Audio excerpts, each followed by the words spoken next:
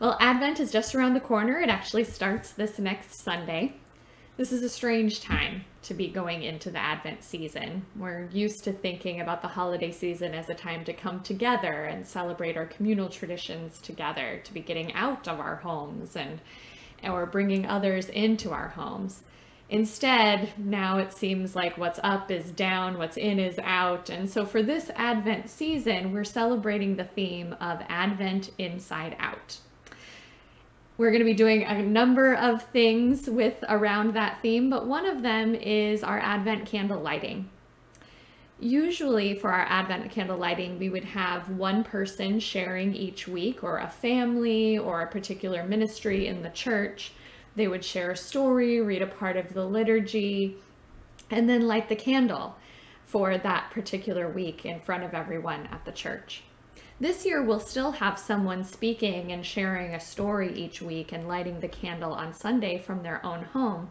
But since we have to do it in our homes anyway, we thought that we might try something new for us. Some people do have the practice of having an Advent wreath in their home and lighting the candles every day, actually. Lighting the first candle every day of that first week, the first 2 candles every day of the second week, and so on. And so we thought that this might be a nice time to take advantage of a tradition that already exists in some places and in some households and bring it into all of our homes, but in a communal way. So today I'm going to talk about how you can make your Advent wreath at home. You can do it any way that you want to, but I'll share one way that we're encouraging the congregation to do so in a communal way. And then if you would like to participate in the communal lighting on weekdays, we're going to do that on Zoom at 5 p.m. every weekday. So Monday through Friday, 5 p.m. Pacific time, you can log on to Zoom and join us. We'll also stream it on Facebook Live. So if you prefer, you can watch it that way live, or you can watch it later in the evening, whatever is easiest for you. So if you might decide that you're going to make it a daily evening practice, but to do it when works for you. And so if it happens that 5 o'clock works one day, you can log in and join us. And then maybe the next day that doesn't work, but then you go on Facebook and on the church's website, on the church's Facebook page, and view the Facebook Live video that would have been recorded at 5 o'clock that same day. So you can do it anytime in the evening that works for you. So we're going to make our own Advent wreaths at home, and you can do it using whatever you like. And so I'm going to show you 2 different ways that you could do it, and with a number of options, and then you can mix and match however you like. So what we're encouraging you to do is to create your own Advent wreath week by week in a way that is symbolic of the 4 words that we use for each candle every week. So the first week we light the candle of hope, and then joy, then peace, then love, and then the Christ candle. And so we're suggesting that instead of a traditional wreath, we might use items that symbolize those words to create a wreath-like form over the course of the Advent season. I'll give you some examples. Now, first of all, before we get to the part about how you're actually going to create your wreath-like form, first you need to decide if you're actually going to use candles or not and what you want to use. So if you have candles in your home, like I have a few of these old IKEA candles that have already been burned, and I've collected 5 of them. So I could use these. If you don't have candles though, you could use something else. So I've also brought out these little tea glasses, and I have just 4 of those. So then I also brought a jam jar for my 5th one for the middle. So you could use glasses, vases, actual candles, big candles, small candles, fake candles. And then, as I said, they don't have to be candles either. And if you choose not to use candles, then if you use clear glass, then you could do something like on the week that it's time to light that candle, you could put something light colored in there, or of a particular color. Or you don't have to do anything at all. You can just do the other part of the wreath creation. again, we're going to be doing this communally, and so we'll get to see if people want to share a whole spectrum of responses to this invitation. So first you get to choose what you want to do with your candles. Are you going to use real candles? Are you going to use glasses? Whatever you want to do. Then each week, in preparation for the coming Sunday and the week after, you can think about the coming theme. So the first week of Advent, the candle that we light is the candle of hope.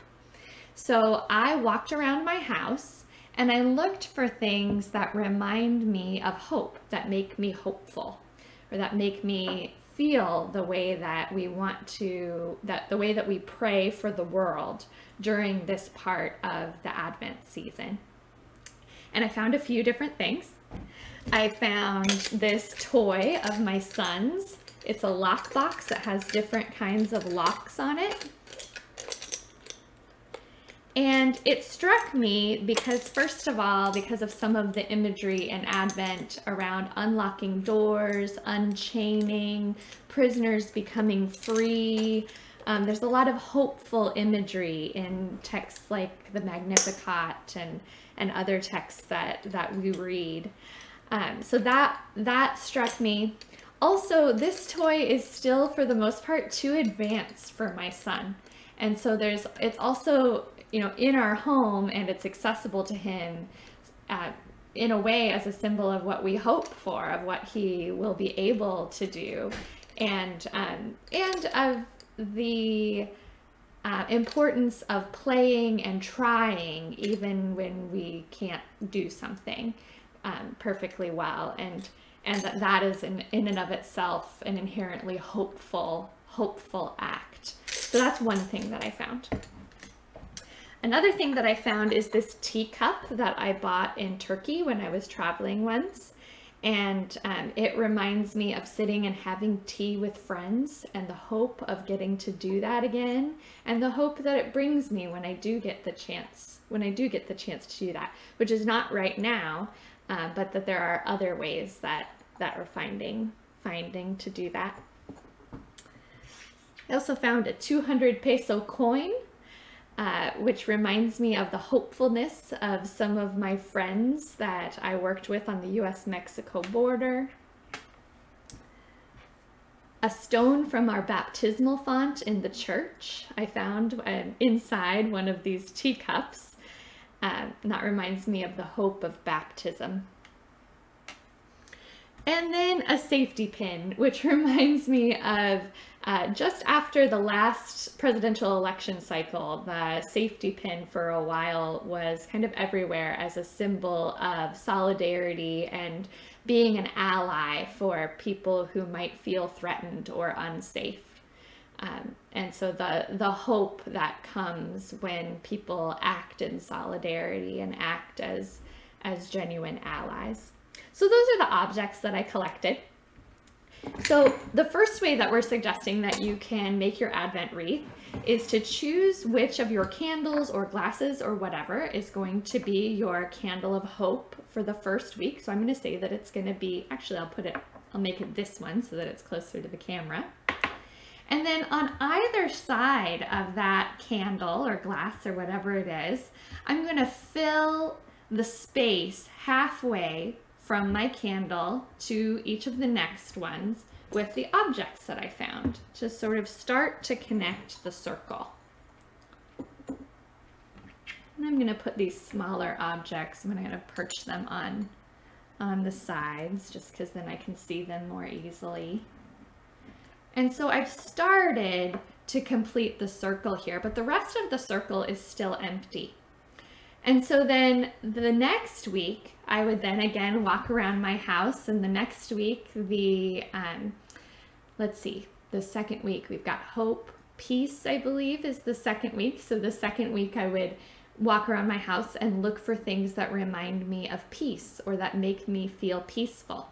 And then that second week, then I would add those around my second candle or glass or whatever I've chosen to stand in for my candle.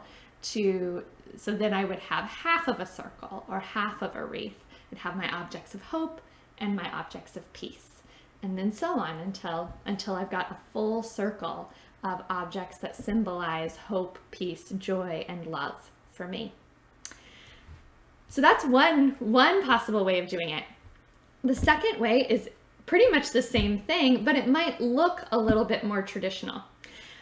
For the second one, I took a walk outside and I took some trimmings off of one of my evergreens, and I'm going to lay those trimmings around these candles in a circle, just like we do actually on the tray that goes around our Advent candles in the church. And since, of course, these aren't in water, and I cut them off of a live growing tree, they are going to dry out. So you want to be sure that if you're using a flame, if you're going to actually light your candles, that they're a good distance from your branches. But in just a month, while they will dry out, they should stay green. They won't be quite as green as they are now, and they'll start to curl up, but they'll stay green. So I'm going to lay them around to make my wreath shape. So I just have a circle of my evergreens with my candles nestled in there. Very similar to our Advent wreath in the sanctuary. Okay, and so first I did the trimmings from the evergreen tree, and then just walking around outside, again, I was, just as I did around my house, I was looking for things that make me feel hopeful. And the first thing that I found was, in addition to those live green trimmings from the evergreen tree, there was also on the ground these that had fallen and dried out and turned this lovely golden brown. And that just, it reminded me of the cycle of life and how death is a part of life, and that how even in death and even in hard, difficult times, that there is the hope of new life also, which is a profound Advent theme and also seems fitting right now. And so I'm going to add those. I'm going to say that this one, actually, I'm going to make this taller candle my candle for the first week, because I'm going to be lighting that candle for every day for 4 weeks. And so I'm going to use my tallest one for the first week, since it's the one that's going to get the most use. And it'll probably be the shortest by the end. So I'm going to add my dead brown pieces there. And again, I'm just going to fill halfway to the next candles so that I can leave space for the objects that I choose for those other candles to fill in those parts. And then the other thing that I found as I was walking around, in addition to those dead branches, were these little clusters of tiny pine cones. And those reminded me of seeds and the breaking open and new life and promise that comes with seeds. My son also loves to play with them. That gives me great hope.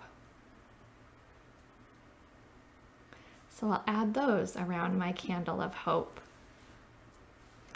And so again, with this model, my plan would be then, in preparation for the second week, to take another walk outside and look for things that make me feel peaceful to add around my second candle and continue the circle. So that's a couple of different ways that you can create an Advent wreath in your home. And once you have yours and you've started it, then you can use it on Sunday mornings when we do our candle lighting. Then you can light your own candle or put something in one of your glasses so that they progressively fill up as we move through the season of Advent.